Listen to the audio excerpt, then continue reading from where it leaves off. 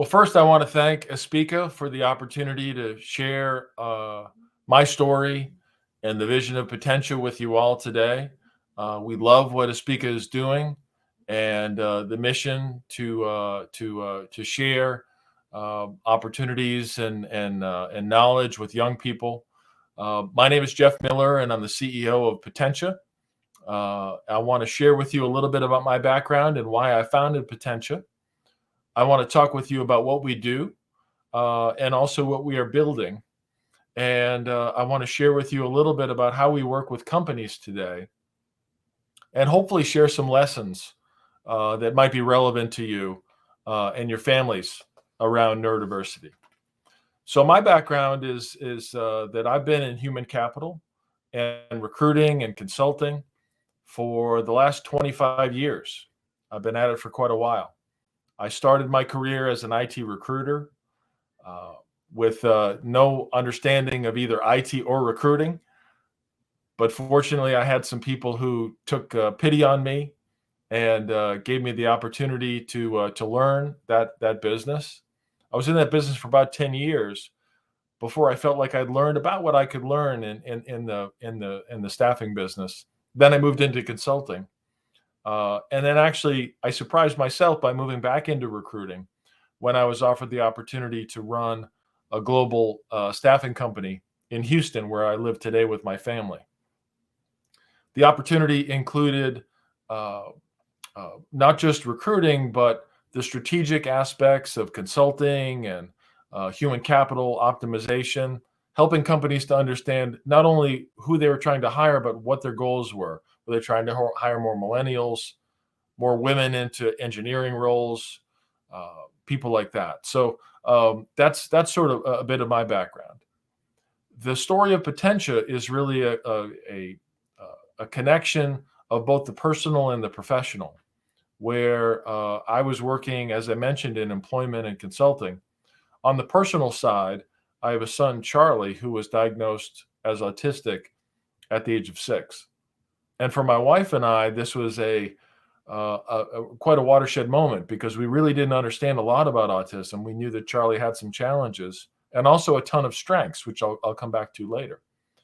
But that sent us in a journey in terms of learning how we could help support Charlie and help him to be his best as an autistic young person.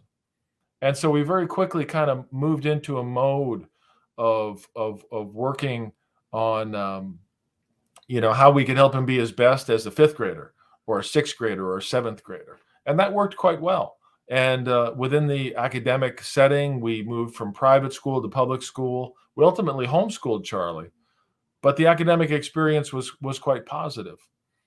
And yet, as I was running this global staffing company, and I'm about 6'7", so when Charlie started looking me in the eye as a young man, I realized I had a young man on my hands, and I needed to start thinking about what autism and more broadly what neurodiversity would look like for Charlie when he was 26 or 36.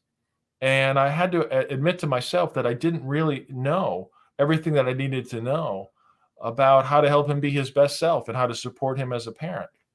So I started a research project, really just as a dad, while I was running this company to understand what I could do to help Charlie be his best self instead of as a 6th grader or a 7th grader, but when he was 26 or 36 or 46.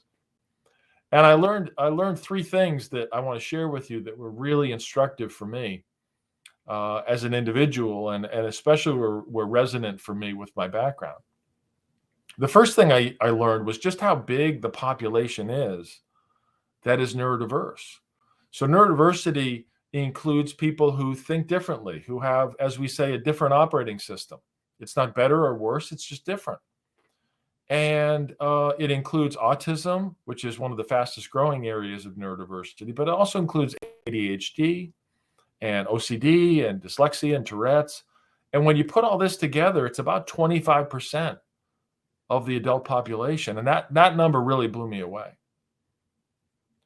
And the second thing that I learned was just how much businesses, and again, I come from an employment background, so this was resonant to me, just how much businesses miss this population. So as an example, if you're autistic and you have a 4-year college degree, the chances that you're going to be unemployed are about 80%. And that just blew me away as a dad, as someone with a background in employment. And so I knew at that point that I was going to do something, donate to a nonprofit or do something that was going to be helpful to this population. But the third thing that really lit the spark for me, and I should say Charlie really lit the spark as my son in this, lit the passion in me about this. But the thing that really lit the spark for me was when I started talking to people who are running these autism at work programs and these neurodiversity programs, and they were telling me just how successful these programs were in terms of measurable metrics that were really compelling. They saw turnover going down. They saw productivity going up. They saw innovation going up. One company actually measured the number of patents that they acquired and saw that this number had increased significantly when they started hiring more neurodiverse workers. And so this is really powerful for me. And ultimately, it led me to say, with the skills that I have, I need to put them to use in service of this community and not just donate to a nonprofit. I need to actually launch a company with whatever skills I have to try and support this community. And I felt very passionate about it. So the second star of this after Charlie is my wife, Samantha, who encouraged me to leave traditional employment and to start a startup, this company Potentia, that had a goal of increasing career opportunities for individuals who are neurodiverse, and helping businesses to run better in the process, because that was clear from what I was seeing that was the case. So let me tell you a little bit about what Potentia does and how we do it, and also what we're building. So Potentia helps to curb that unemployment rate in a couple of ways. We have a program called STARS, which is the first program we launched when we started in 2019. And that program, STARS, stands for Spectrum Training, Recruitment, and Support. We put an A in there, but just to make it fit as STARS, because we really feel like companies are finding their own stars through this program. And so the first thing we do is we train companies on how to work with neurodiverse talent. And people are surprised by that. They think we spend a lot of time training the applicants, but the reality is the applicants are pretty ready to go. The companies are the ones that need help in terms of being able to support this population, to write proper job descriptions, to interview properly, to onboard and to career path people who can be, again, are 25% of the population. And that this is a real competitive advantage for companies that otherwise would miss being able to work with 25% of the population. It's a true competitive advantage for folks like that. Now, the second thing that we do in addition to STARS is we run something called Potentia Projects, where we run our own projects for companies, where we build websites for them or dashboards, do data analytics, and we leverage the talent that we have to be able to provide that type of service for companies. Now, STARS tends to be a great fit for big companies that are hiring lots of people, and we can say to them, listen, set aside 5 or 10 roles for neurodiverse candidates, and you'll be happy you did. You'll see the benefit of that. And for projects, it tends to be small to medium-sized companies. And this is really powerful because one of the things that we're doing that few companies are doing is connecting neurodiversity to entrepreneurialism, to the ability to build a business, and why that's so important. If you're a small company and you're trying to innovate, you're trying to disrupt, you're trying to compete with the big guys, and you want consultants to come in and help you and take a fresh look at the business that you're in, any good consultant is going to give you a fresh perspective on what you're doing. But neurodiverse consultants give you that fresh perspective times 10 because they literally think differently. And so the ability to innovate is tied really closely to the ability to attract neurodiverse talent. And so we have STARS, and we have projects as ways that we support neurodiversity and achieve our mission. And that's great in what it does. But one of the things that we've recognized, and I have this from my background in staffing and recruiting, is that if you have 1,000 candidates and you place 100 of them, well, that's great. In normal times, the other 900 are going to find roles through other companies. But the reality is there aren't that many companies out there like Potentia that are supporting and focusing on neurodiverse talent. So what about those other 900? Well, part of our focus and what we're building and what I want to share with you today is that we're building something, and it's very much in progress. It's not built yet. It's under construction. But it's something called a neurodiversity talent community. And the idea is, number one, that this is the first place we'll go when we're looking for talent for our customers or for ourselves. But the other thing we want to do is we want to make sure that we help enhance the careers of individuals who we may not place, who may not become hired by us, but might be hired by somebody else. So we're going to be building things like how to write a resume, how to handle a difficult situation with a boss, how to interview, and even how to make social connections with individuals if you just want to nerd out and have a chat on about Star Wars one Friday night, right? And so the idea is that we want to really support this community, and we'll never charge a nickel to the individuals who join the talent community. Our revenues come from corporate customers who engage with us. But this is one of the important things that we feel like we want to build. We've also found that one of the really compelling things when we run our STARS programs is that there are a lot of mid-career people who are working for these companies who are neurodiverse, who may not share their story, who've done the calculus and have figured that it's better for them to stay in the shadows and not disclose their condition, their neurodiversity. Now, I want to say that disclosure is a purely personal decision, and we support anyone making whatever decision they want to make. But we certainly want to create environments where individuals feel supported to come forward if they want to. And we're seeing that happen today, where a lot of our STARS candidates are early career folks, and a lot of people who come forward are mid-career folks who then say they want to mentor these new hires so that they don't have the same challenging experience that they had when they were entering the workforce. And it's incredibly powerful and it's inspiring. And so that's part of what we want to do as we build this talent community. Now, next, I want to tell you a little bit about how we work with companies, because I think it might be relevant to individuals. And then I want to share with you maybe some ideas for the parents out there, for individuals who are just entering the workforce or thinking about it, and how this might be relevant to them. So the medical model of neurodiversity talks a lot about differences and deficits. And if you look at a definition of autism, you're going to see that that's the case. But what we follow is much more the social model, which says, yeah, there are some challenges that people face. Certainly my son faces some challenges as an autistic young person, but he also has tremendous strengths. And we find this with everyone that we work with.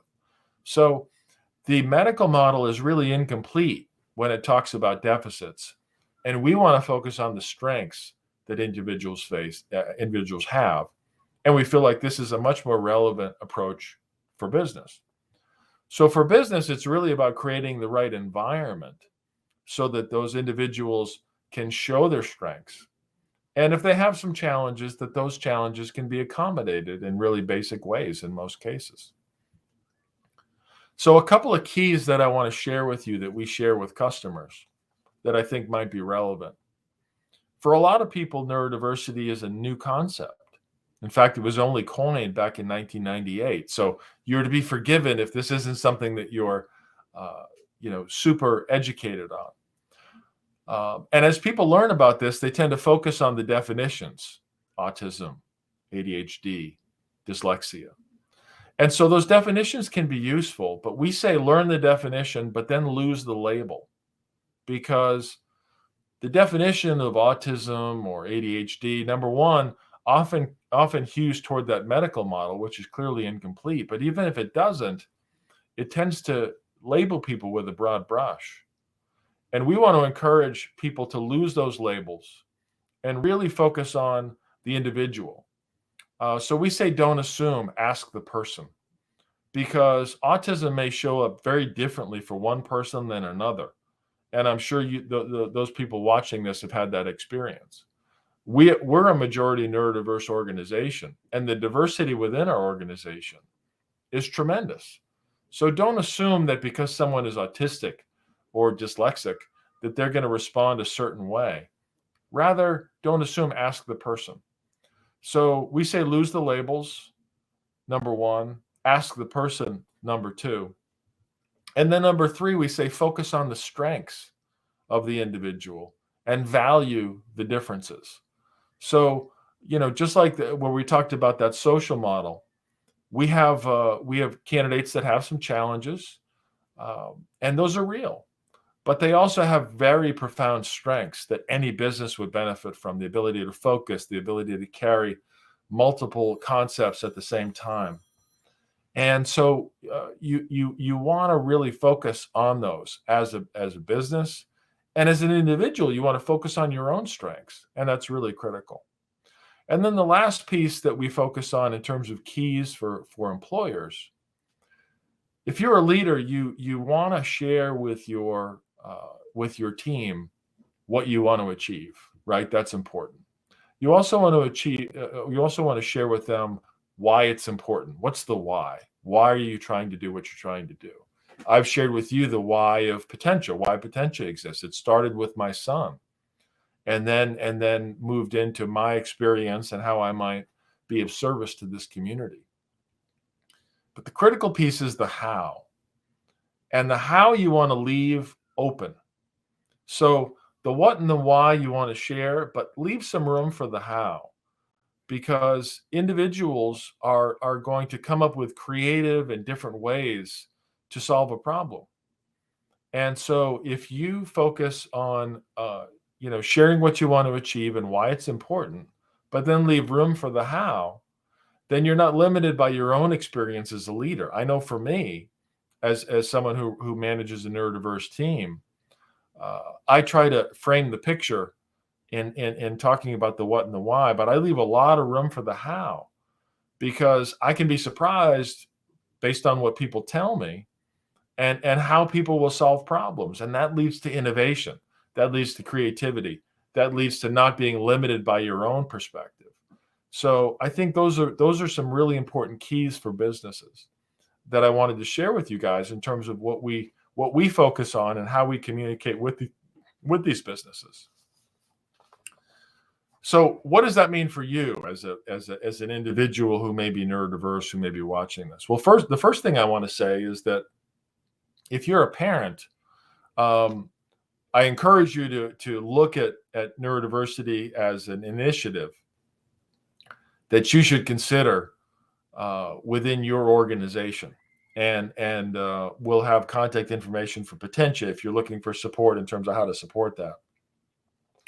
But for the neurodiverse individuals out there, I want to give you a couple of keys, just like we talked about the business keys.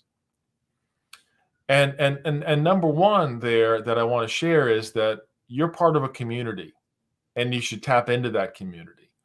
We're seeing more and more people that are coming forward to share that they're neurodiverse, including industry leaders like Richard Branson and Elon Musk and people like that. But you don't need to be a billionaire or a CEO to be neurodiverse. And in fact, I feel like that kind of cuts both ways to an extent where, the bar may be set so high where everybody thinks that, okay, you're neurodiverse, you're going to be a billionaire CEO. Well, clearly that's not the case. But we have a lot of wonderful people with wonderful skills who can be amazing employees or entrepreneurs, if they just get a fair shot. But as an individual, you want to tap into that community. You want to talk to people who are part of that community, who understand your perspective, right? I'm a parent, but I'm not neurodiverse myself, and I recognize the limitations of that. So speaking with other people who are allies like me, or who are neurodiverse, more importantly, can be incredibly powerful. The second thing that I want to share is I'm going to borrow something from a speech that I saw, a commencement speech that I saw from Denzel Washington recently. And he talked about the concept of falling forward. And what I mean by that is that you can't be afraid to fail. You're going to fail. Everyone's going to fail, whether they're neurodiverse or neurotypical, what have you. So better to experience these things and to lean in and to try different things so that you can figure out what you love, what you're not good at, what you never want to do again. And it's okay to do that. And parents, it's okay to let your children try things, even though they may struggle a little bit, even though they may find out that uh, that was not something that they want to do again. It was that work environment was not great for them, because every one of those situations, especially the ones where individuals don't do well, uh, contain a ton of learning that you want every individual to be able to experience. And part of the reason you want to do that is number three. You want to find what lights you up, right? What are you passionate about? What gets you out of bed every morning? What excites you? For my son, it's art. He loves art. He's a wonderful artist. It turns out my mother was a wonderful artist. It skipped a generation. I can't even draw a straight line, but my son Charlie is a wonderful artist. Now, the thing I will say about that as a caveat is find what lights you up, but understand that that may not be your job right now. And that's okay, right? Sometimes a job is a way to make a living that supports your passions. So if you can marry the two and your passion can be your job, then you're truly blessed. And that's always the goal. But you should think about how you can support that passion and let it develop and let it grow. But maybe the job is just a job that you're good at, and it's something that you do to move the ball forward and to support your passion. So for my son Charlie, I don't know if he's going to be a full-time artist and make a living at that ever. Hopefully so. But I know that for him, getting a job, gaining employment is going to be important so that he can have this hobby that supports his passions. And then the fourth thing that I want to share is that you should ask for what you want and what you need, right? What we talk about training and the training that we provide as part of the STARS program, and people are surprised that we train employers more than we train the workers. But one of the things that we do train workers on is asking for what you need, because that's critical. You've got to be able to advocate for yourself. But one caveat that I would place with that, just like the caveat of your passion may not be your job in the short term, is that asking for what you need is a great thing. But you should also think about the individual on the other side. Think about the person that you're talking to, the boss, and what are their goals. So one of the muscles that you want to build is that muscle of perspective taking, right? So if I need an accommodation, let's say I'm working in an office environment, and I know that for me, I'm in a cubicle, and it's a high traffic area, and it's really affecting me. And I'd be more effective if I were, I'd really prefer to be working at, over in the corner in a low traffic area. But when I go to my boss, one of the things that I should share with them is, listen, I think I'd be more productive if I were able to work over in that other area. Is that possible? Right? So that perspective taking and understanding where your boss is coming from and what their motivations are is going to help you to find that win-win. Right? And a lot of times for neurodiverse people, they're focused on the win that they need, and that's totally legitimate. But you're going to be more effective in getting that win if you can find the win for the other person you're talking to. And so I always encourage people to think about that. So those are some of the things I wanted to share with you. There's going to be information about Potentia in case you're interested in contacting me or our organization in terms of how we can support. I want to thank ASPIKA for the opportunity to speak with you all today. I can tell you that being part of this, being a small part of this community is the greatest privilege of my life. It's something I feel incredibly uh, proud and honored to be a part of. And I would just say in closing that I'm proud to be on your team. Thank you for your time.